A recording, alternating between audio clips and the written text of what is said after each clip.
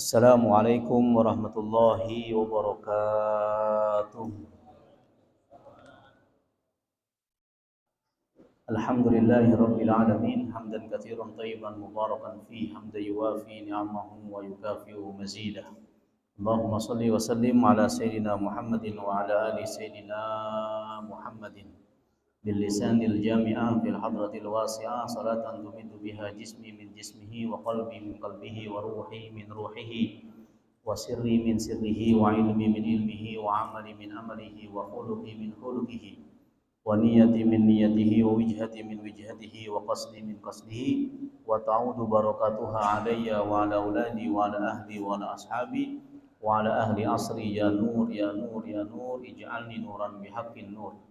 Allahumma salli wa sallim ala sayyidina Muhammadin nurika sari wa madadikal jari wajma'ni bihi fi kulli atwari wa ala alihi wa sahbihi ya nur. Amma ba'du.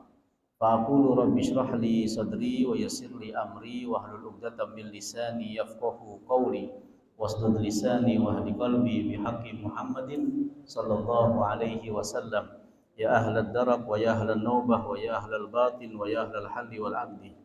Nawaitu ta'alluma wa ta'lim wa tadhakkura wa tadhkir wal ifada wal istifada wa naf'a wal intifa' wal hasala tamassuki bi kitabillah wa sunnati rasulih wad dalalata 'alal khair wa du'a ila al huda ibtigha'an li wajhillahi wa mardatihi wa thawabihi wa qurbihi ta'ala. Para hadirin jamaah Majlis Ta'lim Masjid Al-Hidayah yang semoga kita selalu diberikan taufik dan hidayah oleh Allah Subhanahu wa taala, dijadikan rumah tangga sakinah, mawaddah warahmah, dijadikan anak-anak kita, cucu kita menjadi orang-orang yang soleh dan solehah, dan semoga kita diberikan rizki yang berlimpah ruah, bisa pergi haji, pergi umrah ke Mekah, semoga bisa ziarah ke makam Rasulullah di kota Madinah. Amin amin ya rabbal alamin. Apa kabar semuanya, Pak? Lemes amat kayaknya ini. Bentar lagi kopinya datang, bentar lagi. Baik, hadirin jamaah yang dirahmati Allah Subhanahu wa taala, kembali kita dipertemukan Allah di tempat yang mulia dan di bulan Muharram yang mulia serta dalam acara pengajian yang mulia.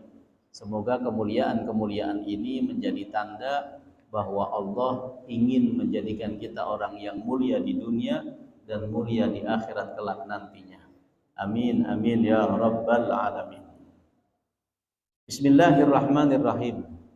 Qala Syekhul Muallifu rahimahullahu taala wa nafa'ana bihi wa bi ulumihi wa asrarihi wa anwarihi wa nafahatihi fid din wad dunya wal akhirah. Fawaidu al-ula an Anasin radhiyallahu anhu. Diriwayatkan dari sahabat Nabi yang bernama Anas bin Malik. Anas bin Malik ini, Pak, ketika Rasulullah Shallallahu alaihi wasallam tiba di kota Madinah, Anas ini masih umur 10 tahun. Berarti kira-kira kelas berapa SD itu, Pak? Kelas 3 atau kelas 4 ya? Kayak bocil yang di belakang itu kali itu.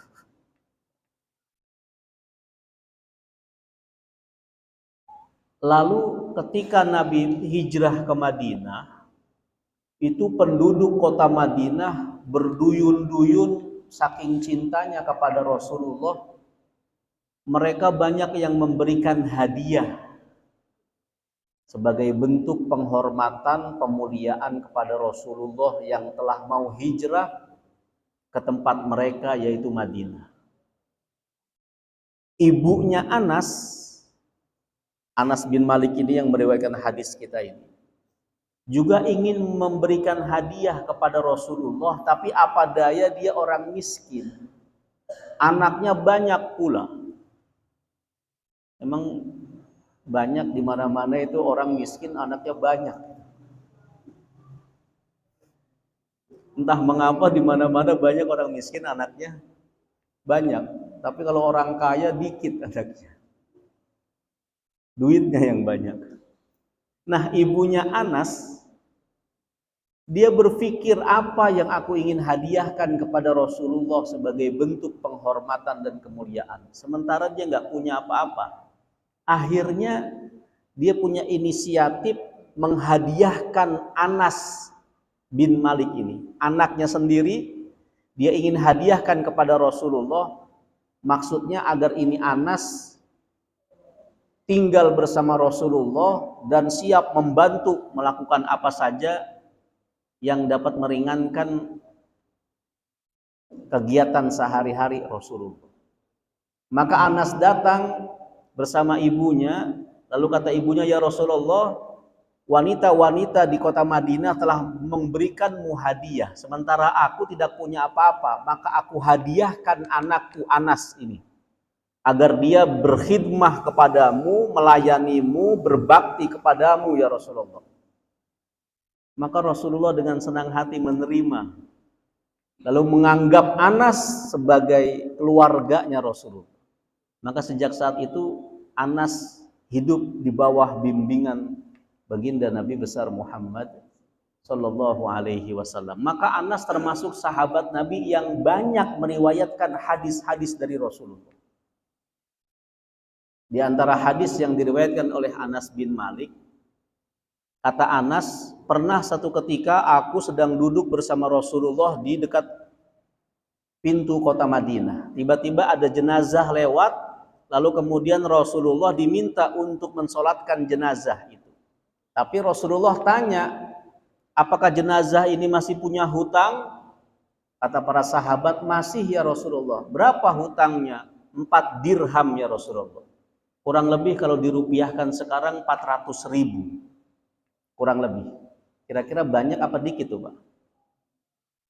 Kalau buat beli garam bisa buat setahun itu Pak. Lumayan banyak. Begitu tahu bahwa ini jenazah masih punya hutang yang belum dibayar sampai wafatnya, Nabi langsung bilang, fasollu alaihi, kalian saja yang mensolatkan jenazah. Amma ana fala usolli ala man alaihi dainun. Adapun aku tidak diperkenankan oleh Allah untuk mensolatkan jenazah yang masih punya hutang sampai mati belum dibayar.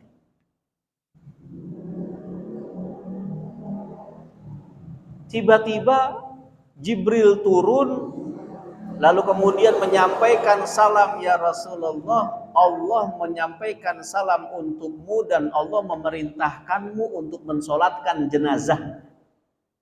Nabi kaget, lalu kemudian Nabi mengatakan, ya Jibril, bukankah ia masih punya hutang? Betul ya Rasulullah, tapi Allah baru saja pula mengutusku untuk menyamar sebagai manusia dan melunaskan hutang-hutang kepada orang-orang yang pernah memberinya hutang. Maka sekarang dia telah lunas hutangnya ya Rasul, bahkan Allah telah mengampuni dosa-dosanya dan Allah berjanji mengampuni dosa orang-orang yang mau mensolatkan jenazahnya. Nah ini pelajaran bagi kita Pak. Kalau ada jenazah orang soleh, orang yang bagus, usahakan kita ikut mensolatkannya. Karena ada hadis Nabi, siapa orang yang ikut mensolatkan jenazah calon penduduk surga, orang soleh, maka Allah ampuni dosa-dosa orang yang mau mensolatkan jenazah. Lalu Nabi bertanya kepada Jibril, ya Jibril, ini orang punya amalan apa sehingga Allah memberinya kemuliaan, mengampuni dosanya, melunaskan hutang-hutangnya, dan mengampuni orang-orang yang mau mensolatkan jenazahnya. Kata Jibril, amalan dia ya Rasulullah, setiap hari dia nggak pernah meninggalkan membaca surat Al-Ikhlas 100 kali dalam sehari semalam. Apa amalannya Pak? Surat apa? Al-Ikhlas. Qul huwallahu Allahus lam yalid wa lam yulad wa lam yakul lahu kufuwan. Berapa kali Pak? 100 kali. Ini amalannya. Boleh nih kita tiru ini hadis dari Anas bin Malik itu. Tapi yang kita tiru ngamalin surat Al-Ikhlasnya 100 kali. Bukan kita tiru banyak utangnya. Ntar semua orang di pas pampres diutang sama dia. Begitu ditagih, tenang, cicing wae, engke aya malaikat Jibril nu ngelunaskeun. Itu namanya gelo itu orang. Amalannya boleh kita tiru, tapi banyak utangnya ya kalau bisa jangan. Karena hutang itu berbahaya, Pak. Akan menjadi batu sandungan kita di alam barzakh, bahkan akan menjadi sandungan kita di akhirat kelak nantinya. Naudzubillah, tsumma naudzubillah. Nah, itulah Anas bin Malik. Maka dalam kitab ini Anas bin Malik meriwayatkan kepada kita qala. Anas berkata, kata Anas bin Malik, qultu, aku pernah bertanya kepada Rasulullah. Aku mengatakan, ya Rasulullah, wahai Rasul, araghifun atasaddaqu bihi ahabbu ilaika ammi'atu raq'atin. Ya Rasul, lebih afdol mana? Aku bersedekah dengan sepotong roti atau aku beribadah sholat sunnah 100 rakaat? Kira-kira lebih afdol mana, Pak? Hah? Kalau entengnya entengan sedekah roti.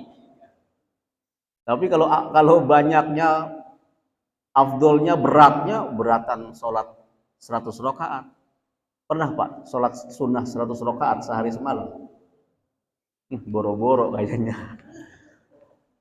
Kita ini kan paling banyak sholat sunnah itu kan kalau bulan Ramadan. Itu pun karena ada sholat apa? Sholat taraweh. Di sini tarawehnya 23 apa udah diskon 50%, Pak? Diskon. Emang sekarang banyak masjid di perumahan-perumahan tarawehnya itu diskon 50%. Udah 23 didiskon 50%, tinggal berapa? Tinggal 11. Udah 11 masih dilihat imamnya tua apa muda gitu. Udah dilihat kalau imamnya muda, masih dilihat juga baca Fatihahnya berapa kali nafas nih. Kalau baca Fatihahnya cuman 2 kali nafas, mendingan sholatnya di sebelah sana aja. Imamnya baca Fatihahnya sekali nafas. Bismillah waladhdallin. Oh, kalau gitu lebih hebatan di jonggol. Imamnya udah gak bernafas, Pak. Alias meninggal. Kita ini beda, himmah, semangat ibadah kita beda dengan zaman Nabi, zaman sahabat, zaman tabi'in. Anas bin Malik dia sampai berani bertanya, ya Rasul, lebih afdol mana aku melakukan ibadah 100 rakaat sholat sunnah atau bersedekah 1 buah roti? Sepotong roti ya Rasul. Lebih afdol mana ya Rasulullah? Ini berarti Anas itu emang pribadi yang rajin ibadah. Dia berani menanyakan karena berarti dia emang betul-betul melaksanakan hal itu. Hanya dia ingin tahu lebih afdol mana. Karena kalau kita lihat memang ulama-ulama terdahulu, para sahabatnya Rasulullah itu kalau sholat malam, Pak Abu Bakar, kalau sholat malam itu 2 rakaat tahajudnya saja hatam Quran 30 juz, Pak. Berarti kan 1 rakaatnya berapa juz? 15 juz. Imam Syafi'i yang kita anut madhabnya, dalam 1 hari tak kurang beliau itu sholat sunnah 150 rakaat. Gurunya beliau Imam Malik bin Anas, bukan Anas bin Malik. Kalau Anas bin Malik ini yang sahabat Nabi. Tapi kalau ulama setelah era sahabat ada namanya Malik bin Anas, gurunya Imam Syafi'i. Beliau kalau sholat sunnah sehari 300 rakaat. Maka wajar apabila kemudian Anas bertanya kepada Rasulullah, dan memang begitulah gambaran orang-orang terdahulu, sangat-sangat rajin beribadah dan kuat sholat. Maka kata Anas, 100 rakaat lebih afdol atau sedekah 1 roti ya Rasulullah? Ternyata jawaban Rasulullah Shallallahu Alaihi Wasallam, qala, Kata Nabi, "Raghifun atasaddaqu bihi ahabbu ilayya min mi'ati raka'atan tatawwu'an." Ya Anas, sedekah satu potong roti itu lebih aku sukai dan itu lebih afdol daripada sholat sunnah 200 rakaat bahkan.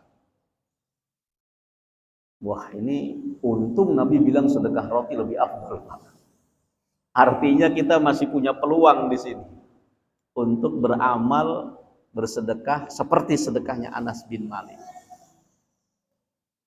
Sedekah satu buah roti pahalanya lebih besar daripada bersedekah, daripada sholat sunnah, kata Nabi, meskipun 200 rakaat.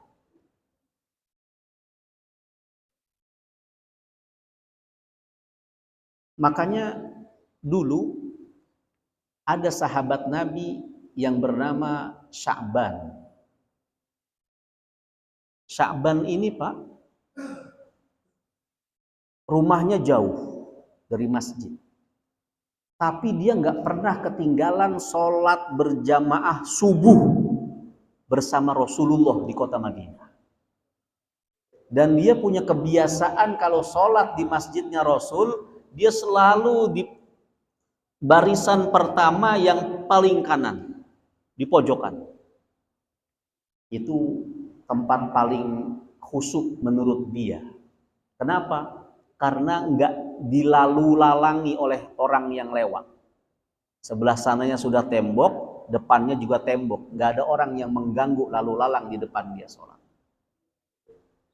Bertahun-tahun dia sholat nggak pernah telat sholat subuh berjamaah. Tiba-tiba satu ketika Nabi melihat, loh kok barisan Sya'ban masih kosong.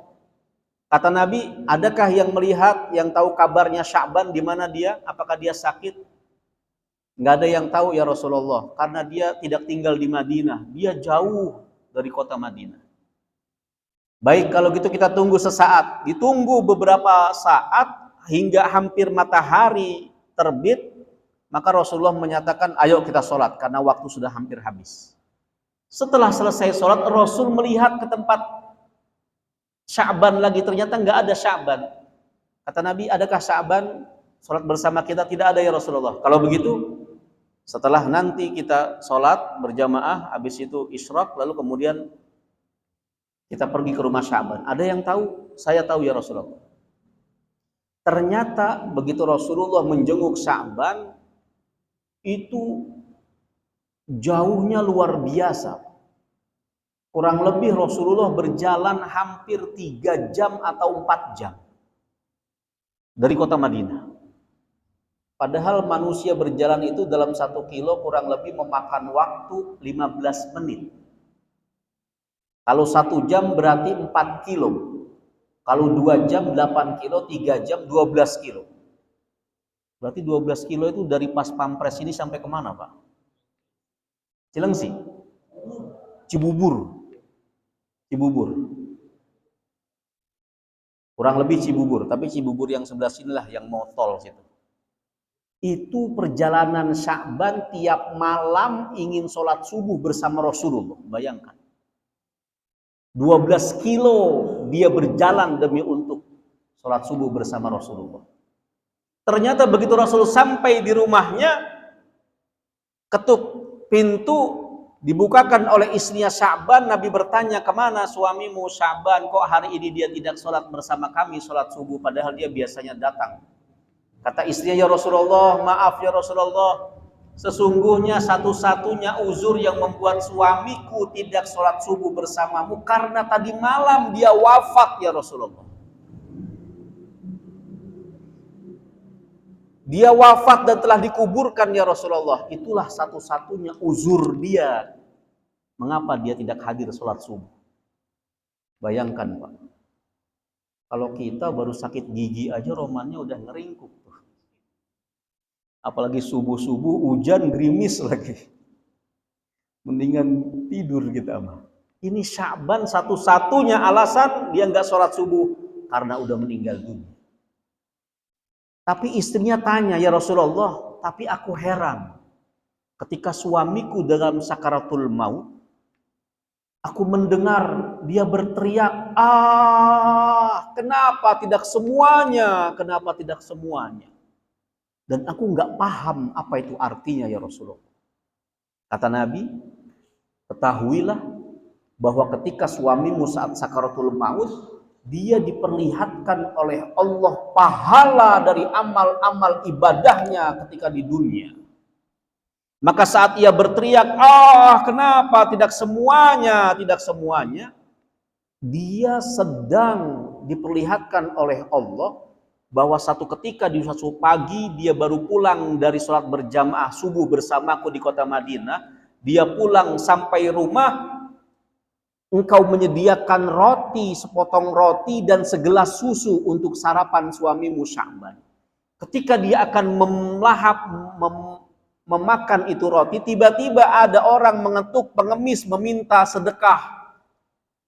Wahai tuan rumah, adakah sepotong roti untuk aku sarapan?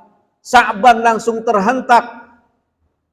Di depannya ada sepotong roti, tapi dia belum sarapan, sementara orang tersebut juga meminta dan membutuhkan sarapan. Maka dia bagi dua itu roti, dia potong. Dia berikan separuh roti kepada pengemis, dia berikan separuh gelas susu kepada pengemis itu. Ternyata pahala bersedekah roti, meskipun hanya sepotong, Allah perlihatkan pahalanya sangat besar. Sehingga saat sakaratul maut itu, Sya'ban berteriak lalu mengatakan, kenapa tidak semuanya aku berikan roti itu untuk dia. Saking merasa rada menyesal, andai dulu aku berikan semua roti tersebut, pasti yang aku dapatkan lebih banyak lagi berupa pahala di sisi Allah Subhanahu wa ta'ala. Maka betullah apa kata sabda Nabi, bahwa bersedekah dengan satu roti itu lebih besar pahalanya daripada sholat sunnah meskipun 200 rakaat banyaknya. Kalau di kita nggak ada roti, ya kita sedekah sepiring nasi lah. Tapi jangan nasi doang, ya sama lauknya juga. Kita kasih kepada orang yang membutuhkan, itu pahalanya luar biasa banyaknya. Selanjutnya, Anas masih bertanya lagi dengan pertanyaan yang kedua. Kata Anas, ya Rasulullah, wahai Rasul, tarku luqmatin min haram ahabbu ilaika am alfu rak'ah. Mana yang lebih engkau sukai ya Rasulullah? Apakah kau lebih suka sholat sunnah 1000 rakaat atau meninggalkan makanan meskipun hanya sesuap karena makanan itu adalah makanan yang haram? Kata Nabi,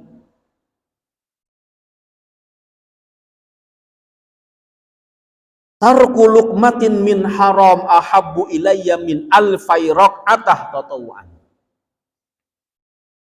Meninggalkan makanan yang haram meskipun hanya satu suap, itu lebih aku sukai daripada sholat sunnah meskipun 2000 rakaat. Artinya meninggalkan makanan yang haram itu lebih afdol daripada kita banyak sholat tapi makanan kita makanan haram. Ini penting buat kita, Pak. Mengapa Nabi lebih suka meninggalkan makanan yang haram daripada sholat sunnah beribu-ribu rakaat? Karena kata Nabi di hadis yang lain, bahwa daging yang tumbuh dari makanan yang haram, Allah tidak mau menerima sholat wajibnya dan sholat sunnahnya. Artinya Allah nggak mau menerima ibadahnya orang yang makanannya berasal dari makanan yang haram.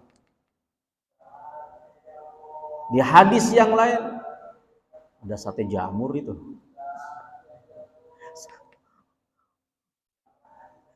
Kencengan suara dia sama kita.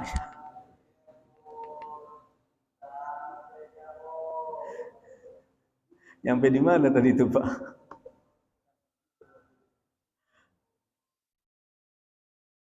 makanan yang haram, tapi bukan sate jamur yang haram. Ketika makanan yang haram dikonsumsi oleh orang yang beriman, maka seluruh ibadahnya, sholatnya, yang wajibnya, yang sunnahnya nggak diterima oleh Allah. Kalau sholatnya saja sudah nggak diterima, ini berarti tandanya amal ibadah yang lain juga nggak diterima.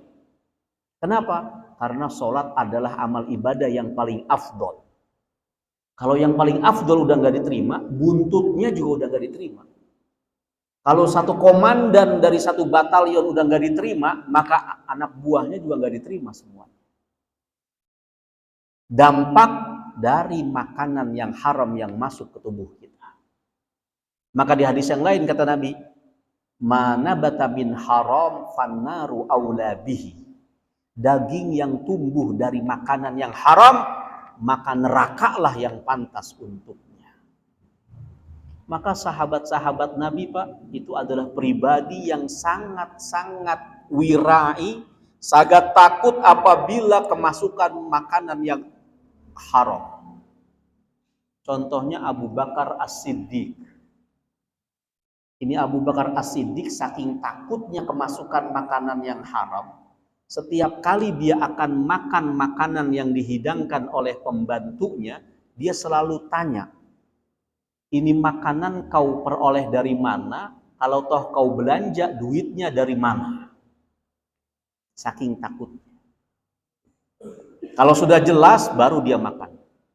Satu ketika, dia baru pulang siang-siang dalam keadaan lapar, hidangan sudah tersaji, dia lupa. Enggak tanya, langsung makan. Bismillah, langsung makan.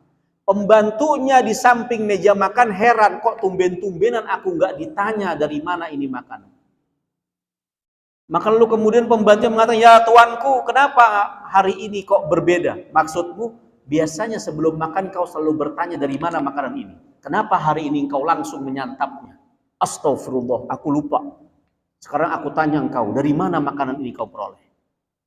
Dijawab sama pembantunya, ini makanan aku peroleh tadi aku berjalan ke kampung sebelah. Di kampung sebelah aku bertemu dengan mantan pasienku dulu. Waktu aku belum masuk Islam, aku ini seorang dukun. Tukang ngobatin orang juga, ya tukang nyariatin orang juga. Dan ketika itu orang yang di kampung sebelah belum bayar upahku sebagai orang yang mengobati dia.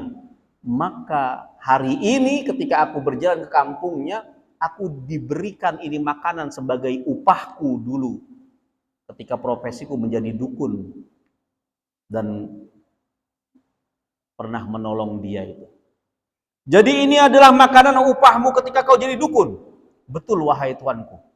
Astagfirullah, ini makanan yang haram karena sesungguhnya profesi dukun adalah profesi yang haram. Dan harta yang dihasilkan dari profesi yang haram itu menjadi harta yang haram pula. Maka seketika itu makanan dimuntahkan oleh Abu Bakar dengan cara menyogok-nyogok tenggorokannya. Agar makanan yang telah masuk ke perutnya keluar dan muntah. Saking khawatirnya ada daging yang tumbuh dari harta yang haram. Nah ini maka wajar apabila kemudian Rasulullah dalam menjawab pertanyaan Anas, Rasul lebih suka meninggalkan makanan yang haram meskipun hanya satu suap daripada sholat sunnah 2000 rakaat. Berikutnya, Anas masih bertanya. Qala, Anas berkata, ya Rasulullah, wahai Rasul, tarkul ghibati ahabbu ilaika am alfu raka'ah. Engkau lebih suka mana ya Rasulullah? Salat sunnah 1000 rakaat atau meninggalkan menggunjing manusia?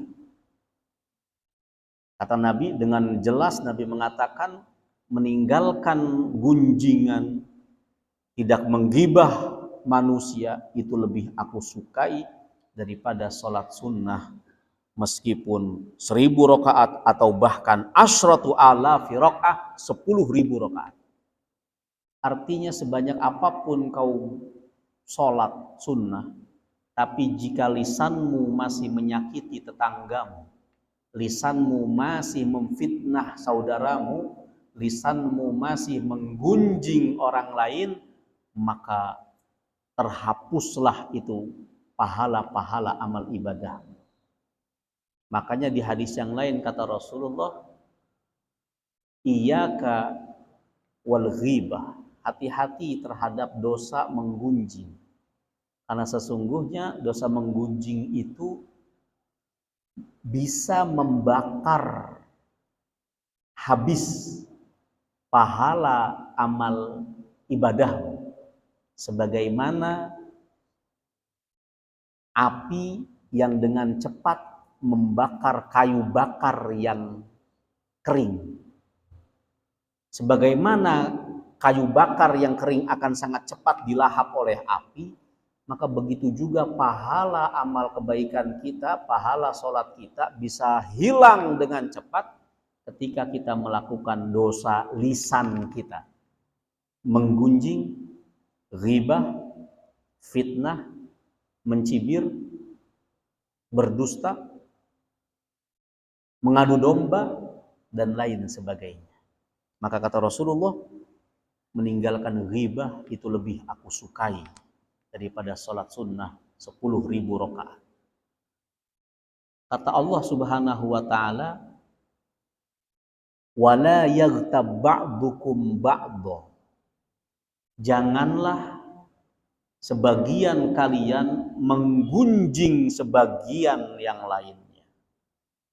Ayuhibbu ahadukum ayyakula lahma akhihi maitan fakarihtumuh. Apakah ada di antara kalian yang suka memakan daging bangkai saudaranya? Sungguh di antara kita nggak ada yang suka makan daging sesama manusia dalam keadaan bangkai lagi. Maka itulah perumpamaan orang yang menggunjing saudaranya. Orang yang menggunjing saudaranya sesama iman, sesama muslim, itu artinya dia sedang memakan daging saudaranya dalam keadaan bangkai. Ini menunjukkan betapa dosa ghibah ini nggak main-main, Pak. Dan di zaman Nabi itu betul-betul Allah perlihatkan. Satu ketika ada sahabat Nabi 3 orang sedang duduk di masjid. Ada yang namanya Zaid bin Harisah. Zaid bin Harisah ini anak angkatnya Nabi. Dulu Nabi pernah ngangkat anak namanya Zaid bin Harisah. Satu ketika Zaid sedang duduk di masjid di kota Madinah bersama 2 orang sahabatnya. Zaid sedang mengutarakan beberapa hadis Nabi yang dia dengar kepada sahabatnya. Tiba-tiba ada seseorang yang datang mengetuk pintu Rasulullah di samping masjid, membawa senampan daging panggang yang aromanya masuk ke dalam masjid sehingga mereka bisa menghirupnya. Ini 2 orang sahabat Nabi lapar.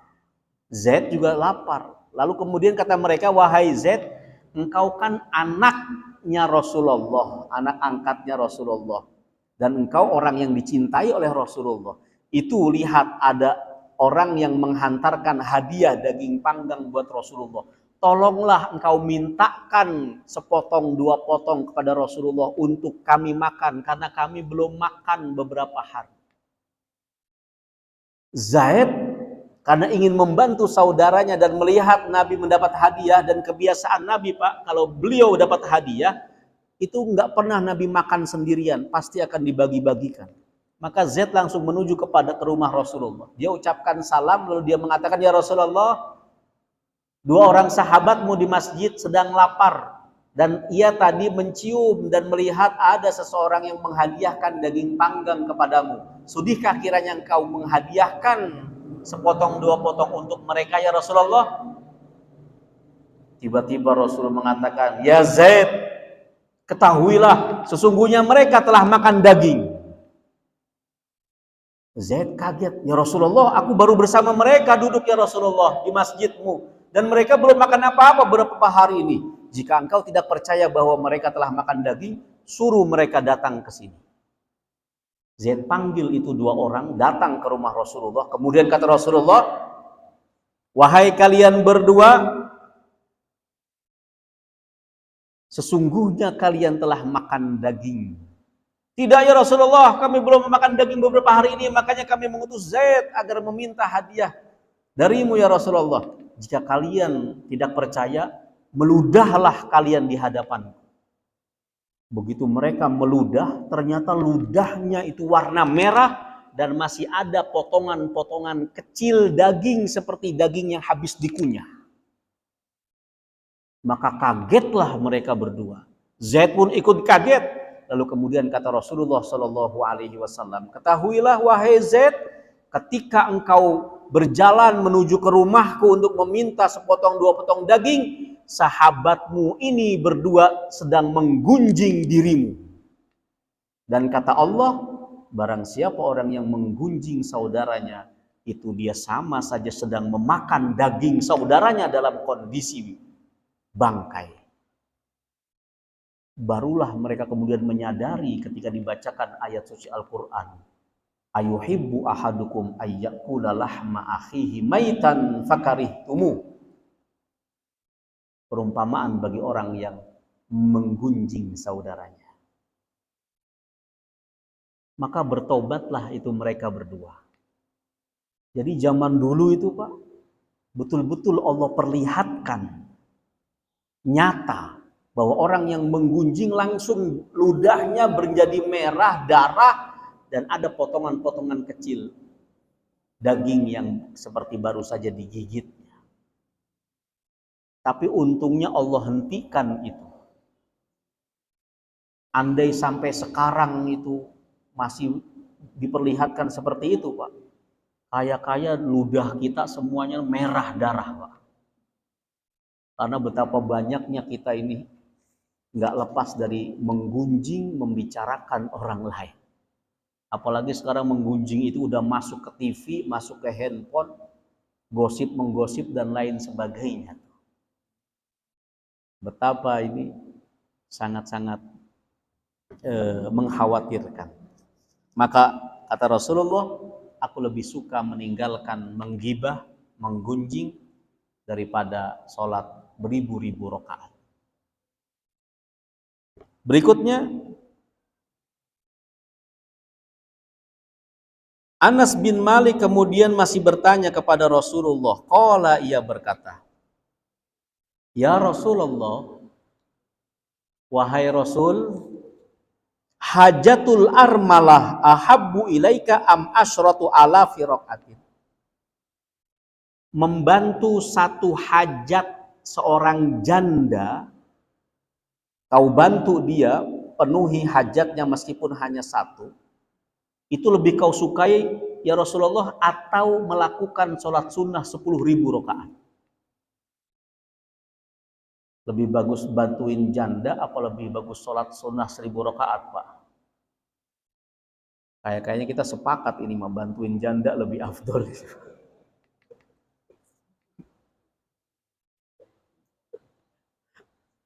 Betul Pak. Dan memang begitulah jawaban Rasulullah. Membantu memenuhi hajat seorang janda, dan untungnya Rasulullah nggak mengatakan janda yang tua gitu. Jadi bebas ini mak, mau janda tua, mau janda muda, dia punya hajat kita bantu, itu pahalanya lebih afdol daripada pahala sholat sunnah salasina rakaatan, salasina alf rakaat, 30.000 rakaat. Ada janda gak di sini Pak? Banyak. Janda tua ada janda tua. Kalau janda tua kasihin ketua DKM aja Pak, supaya disantunin dia.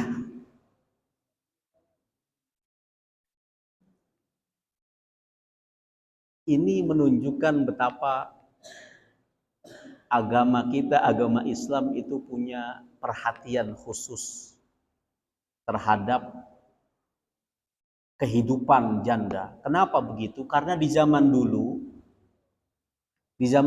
itu Pak, yang namanya janda itu pure, mereka itu hidup tanpa bisa menghidupi dirinya sendiri. Karena yang namanya zaman dulu pekerjaan gak seperti sekarang banyaknya, dan yang namanya nafkah itu pure menjadi tugas wajib suami. Maka begitu seorang wanita ditinggal wafat suaminya, praktis dia menjadi seorang yang terlunta-lunta hidupnya. Maka Nabi memotivasi umatnya untuk memperhatikan nasib dan kehidupan janda. Dan Rasulullah sendiri betul-betul itu mempraktekkannya sebelum kemudian memberikan motivasi kepada umatnya untuk memenuhi hajat janda. Maka kalau kita lihat dari 11 istri Rasulullah Shallallahu Alaihi Wasallam itu kan hanya Siti Aisyah saja yang perawan. Selebihnya adalah janda. Dan kebanyakan adalah janda yang memang ditinggal mati oleh suaminya dalam medan perang, dan ia memiliki keluarga dan anak-anak yatim. Sebagaimana Rasulullah ketika itu menikahi seorang janda dari sahabat Nabi yang bernama Abu Salamah. Ada seorang sahabat Nabi namanya Abu Salamah. Istrinya terkenal sebagai Ummu Salamah. Abu Salamah wafat dalam peperangan bersama Nabi. Ketika Abu Salamah wafat, Ummu Salamah ingat dengan doa yang pernah diajarkan Nabi. Kata Nabi, jika kalian tertimpa musibah, maka bacalah doa ini. Jika kalian baca doa ini, maka kalian akan diberikan rizq, diberikan pahala yang sangat besar, dan diberikan ganti yang lebih baik, lebih afdol daripada musibah itu. Ini penting. Jadi Pak, kalau kita dapat musibah, musibah apa saja, baca doa ini, maka akan Allah berikan pahala berlipat ganda untuk kita, bahkan Allah berikan ganti yang lebih baik. Apa doanya? Ikuti Pak. Allahumma jurni, Allahumma jurni fi musibati, Allahumma jurni fi musibati, Allahumma jurni fi musibati, wa akhlif li, wa akhlif li, wa akhlif li khairan minha, khairan minha, wa akhlif li khairan minha, wa akhlif li khairan minha. Allahumma jurni fi musibati, wa akhlif li khairan minha. Allahumma jurni fi musibati wa akhlif li khairan minha.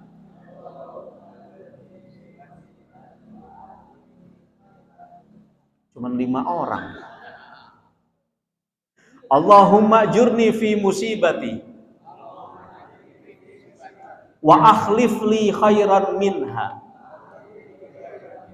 Bersama-sama.